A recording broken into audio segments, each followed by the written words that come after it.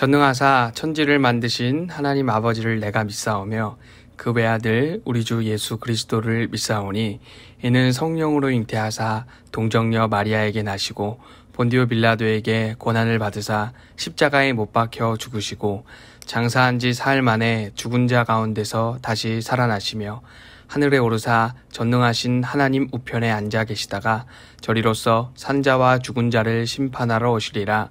성령을 믿사오며 거룩한 공회와 성도가 서로 교통하는 것과 죄를 사하여 주시는 것과 몸이 다시 사는 것과 영원히 사는 것을 믿사옵나이다. 아멘. 할렐루야, 초등부 친구들 반갑습니다. 하나님 앞에 예배드리는 귀한 시간입니다. 우리 친구들 마음을 다하여서 정성을 다하여서 우리 하나님께 나아가는 귀한 시간 되길 간절히 소망합니다. 자, 우리 친구들 만약 우리 친구들에게 10억 원이라는 엄청난 큰 돈이 생긴다면 우리 친구들 뭘 하고 싶나요? 다 다르겠지만 아마도 우리 친구들 그동안 갖고 싶었던 컴퓨터, 휴대폰, 게임기 이런 걸 사겠죠. 그리고 또 비싸고 맛있는 음식도 다 먹을 수 있을 거예요. 그죠? 그리고 어른들 같은 경우에 집도 살 수 있고 자동차도 살 수 있고 그렇게 할 수 있겠죠. 아마 우리 친구들 중에서는 빨리 어른이 되어서 돈을 많이 벌어야 되겠다 생각하는 친구들이 있을지도 모르겠어요.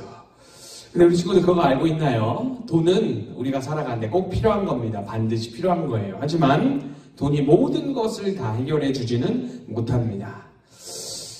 세상의 사람들은 돈만 있으면 행복하다고 생각을 해요. 돈만 있으면 미래에 걱정이 없을 것이라고 생각을 하고 돈만 있으면 평생 행복하게 잘 살 수 있을 것이다 이렇게 생각하곤 합니다. 그러나 그렇지 않아요. 그렇지 않아요. 특별히 이렇게 돈만 생각하고 돈을 사랑하는 이런 태도는 우상을 섬기는 것과 같습니다. 하나님보다 돈을 더 의지하고 하나님보다 돈을 더 중요하게 생각하는 마음, 바로 그것이 우상 숭배입니다. 하나님보다 더 사랑하고 하나님보다 더 원하고 하나님보다 더 추구하고 하나님보다 더 우리 마음 가운데 가득 차 있고 하나님보다 더 머릿속에 생각을 많이 하는 거, 그거 바로 우상이에요. 우상 숭배와 같은 모습입니다. 오늘 말씀에 보니 우상 숭배의 죄를 지은 유다 백성들의 이야기가 나옵니다. 과연 하나님께서 그들을 어떻게 하셨을지 말씀을 통해서 배워보도록 하겠습니다. 하나의 나라였던 이스라엘은 솔로몬 왕 이후부터 북이스라엘과 남유다로 나뉘어지게 됩니다. 남유다의 왕들은 다윗의 자손들이 계속해서 왕이 되었습니다. 그 중에는 조상 다윗의 행위를 본받아서 하나님을 잘 섬긴 선한 왕들이 있었습니다. 그러나 다윗 왕을 본받지 아니하고 하나님 앞에서 악을 행했던 왕들도 있었습니다. 특별히 그 중에서 므낫세 왕은 아주 악한 왕이었습니다. 이 므낫세는 자신만 우상을 숭배하는 것이 아니라 온 유다 백성들, 남왕국 유다의 모든 백성들이 우상 숭배의 죄를 짓도록 몰아놨습니다. 그렇게 만들었습니다. 어떻게 했느냐? 바알과 아세라 신의 우상의 형상들을 온 나라 전역에다가 세워놨습니다. 거기다 므낫세는 창조주 하나님이 아니라 하나님이 만드신 해와 달과 별, 하나님이 만드신 피조물인 이 해와 달과 별을 섬기는, 해와 달과 별에 절하고 해와 달과 별에 예배드리는 그 제단을 성전 안에다가 지어놨어요. 성전 안에다가. 교회당 안에다가 우상을 섬기는 그런 제단을 만들어 놓은 거예요. 말도 안 되죠. 그리고 또 우상에게 사람을 제물로 바치는 그런 무시무시한 일도 했습니다. 자신의 아들을 몰렉신에게 바쳤습니다. 살아있는 아들을 불에 던져버렸어요. 몰렉신에게 제사를 드린다고. 너무나 무섭지 않습니까? 이렇게 므낫세가 앞장서갖고 우상 섬기를 계속해서 행했거든요. 그러자 어떻게 되냐? 유다 백성들도 이 모습을 보고 따라가기 시작해요. 우상을 섬기기 동참하기 시작합니다. 우상을 섬기기 시작합니다. 하나님을 버리고 우상을 섬깁니다.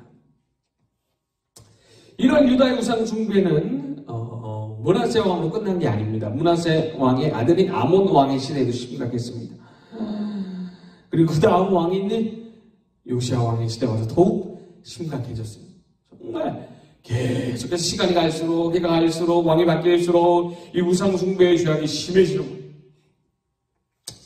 이렇게 우상숭배의 죄가 가득한 때에 하나님께서 선지자 한 사람을 세우셨습니다. 그 선지자 이름이 무엇이냐? 바로 스바냐입니다. 우리 지금 따라해 봅시다. 스바냐 선지자. 하나님은 스바냐 선지자를 통해 유다가 행한 악행에 대해서 어떤 벌을 내리실지 말씀하셨습니다. 내가 이 땅에 있는 모든 것을 완전히 없애버리겠다. 사람과 짐승뿐만 아니라 공중의 새와 바다의 물고기까지 유다에 있는 모든 것들 다 사라지게 만들어버리겠다라고 아주 무시무시한 심판의 경고를 하나님이 하십니다. 악을 행한 유다 백성들은 물론이거니와 하늘과 땅, 바다에 사는 동물들까지 다 심판을 받게 된다고 말씀하셨어요. 사람의 죄 때문에 다른 피조물들까지 고통을 당하게 되는 겁니다. 하나님은 이 스바냐 선지자를 통해서 하나님의 심판의 날이 곧 다가와 있음을 알리셨습니다.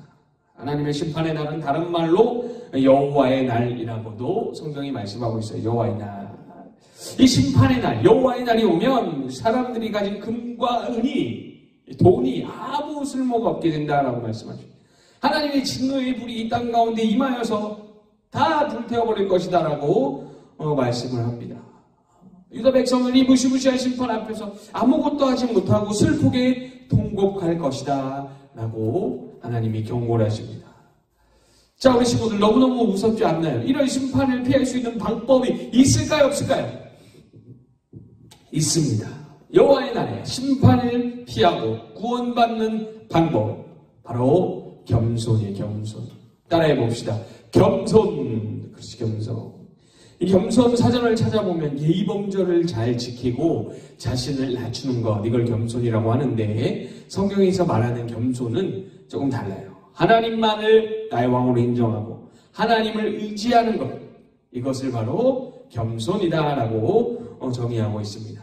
하나님께서는 하나님 앞에서 겸손한 사람, 자신을 낮추고 하나님을 왕으로 모시고 하나님을 의지하는 사람을 남겨놓을 것이다. 그 사람을 심판하지 않을 것이다 라고 하나님께서 말씀하고 있습니다. 이런 사람들은 심판으로부터 구원을 받아 즐거워하고 행복해할 것이다 라고 말씀하고 있습니다. 스바냐 3장 17절 말씀 목사님이 읽도록 하겠습니다. 너희 하나님 여호와가 너희 가운데 계시니 그는 구원을 베푸실 전능자이시라. 그가 너로 말미암아 기쁨을 이기지 못하시며 너를 잠잠히 사랑하시며 너로 말미암아 즐거이 부르며 기뻐하시리라 하니라. 아멘. 그렇죠. 하나님은 심판의 날, 여호와의 날 백성들이 심판받는 것을 원치 않으십니다. 겸손하여져서 구원받기를 원하십니다. 겸손하게 하나님을 왕으로 모시고 하나님을 의지하여 구원받기를 원하셨습니다. 사랑하는 초등부 친구들, 하나님은 질투의 하나님이십니다. 성경에 보면 질투의 하나님이라고 말씀하셨어요. 하나님 외에 다른 것을 섬기는 것을 결코 보지 않으십니다. 하나님 말고 다른 것을 마음에 품고 다른 것을 생각하고 이런 것들 하나님 너무너무 싫어하시는 우상숭배.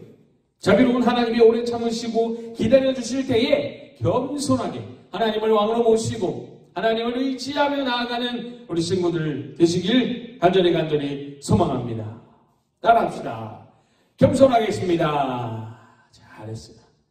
그렇죠. 우리 친구들 우상을 다 버리고 우리 삶의 우상을 다 버리고 하나님만 왕으로 모시고 하나님만 의지하며 겸손하기로 결단하는, 겸손하게 나아가는 우리 친구들 다 되시길 주님의 이름으로 간절히 소망하고 축복합니다. 기도로 예배를 마치겠습니다. 지금은 우리 주 예수 그리스도의 은혜와 하나님의 사랑과 성령의 교통하심이 하나님만을 왕으로 섬기며 의지하기로 결단한, 겸손하기로 결단한 사랑하는 초등부 위에 지금부터 영원토록 함께 있을지어다. 아멘.